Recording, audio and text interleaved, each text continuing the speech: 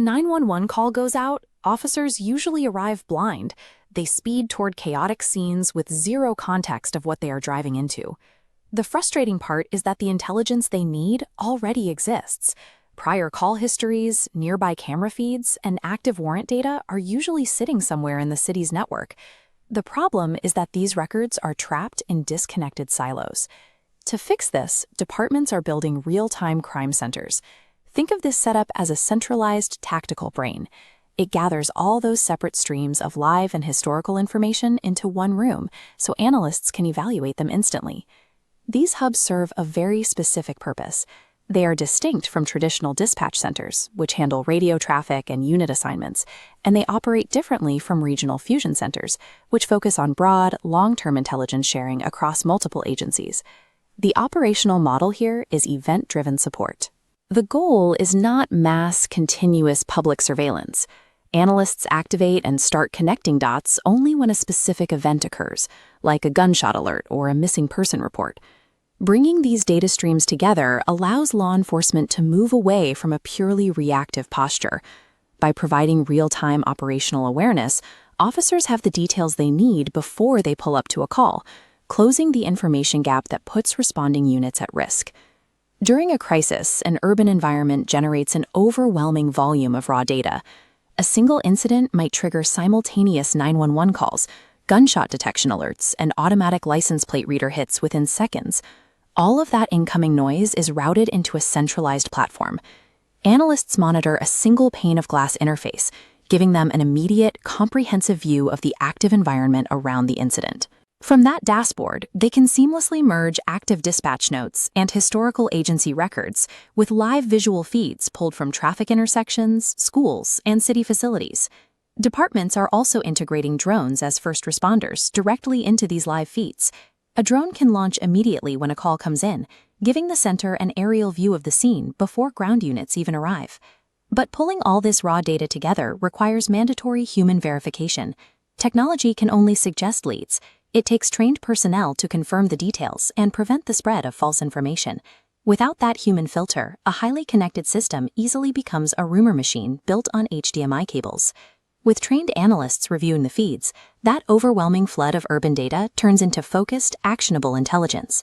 This animated flowchart maps out the rapid 6-step lifecycle of an RTCC response. It all starts when an incident occurs and triggers an automated alert, perhaps from a sensor, a camera, or a 911 caller.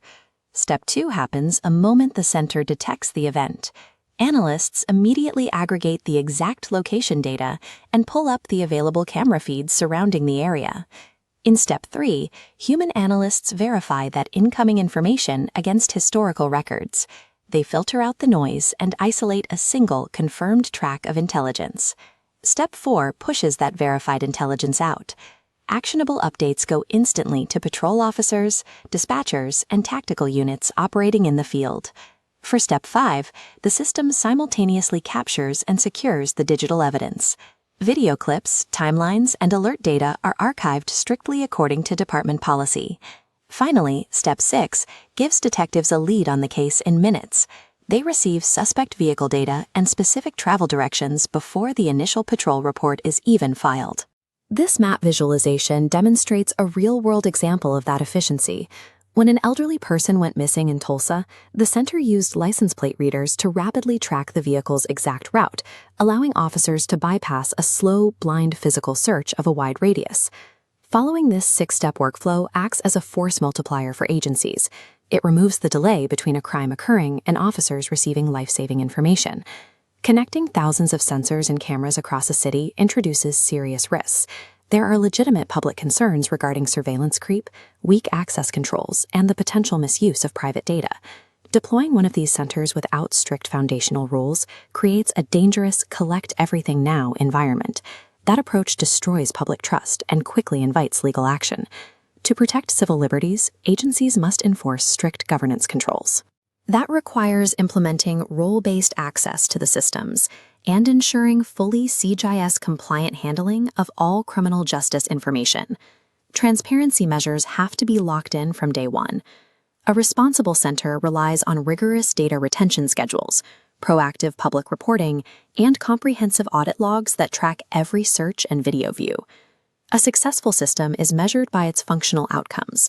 Performance is determined by the number of missing persons found or officer safety alerts delivered, not by the volume of cameras or technology an agency purchased. Real-time data and trained analysts are the engine of modern policing, but strict policy and auditing are the brakes.